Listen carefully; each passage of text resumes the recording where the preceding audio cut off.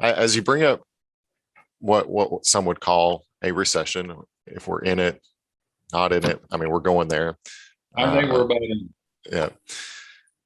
What encouragement would you have to leaders, especially those who can feel their profit margins are shrinking? Yes. Anxiety is rising, Yes. and uncertainty is in the air. What would help anchor them in this season? Yes. Well, because I lived through it with Truett and our executive committee, I would say to anyone, private or publicly owned, this is a great time to step back and say, okay, why do we exist?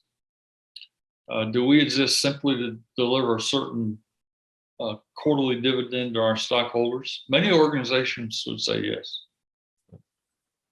But if you have more leniency, if you want a healthier culture than just one that's focused on transactions and quarterly returns, I think it's fruitful to step back and say, why do we exist? Let's make sure we're clear about it. Let's make sure it's in writing. Let's make sure we believe it. Let's make sure all of our people know it, understand what that means in day-to-day living in our company and how it's going to affect our decisions. A clear why you exist. In the case of Chick-fil-A, when we announced it, you could feel the pressure go down because people realized we were focused on more than just cash flow. And people identified with the purpose and worked even harder.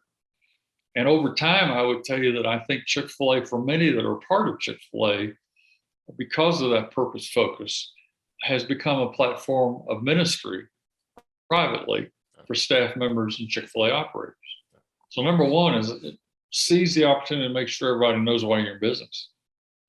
Number two, I think it's a great opportunity to demonstrate generosity in the business to the degree that you can. How do you protect your team members, your staff?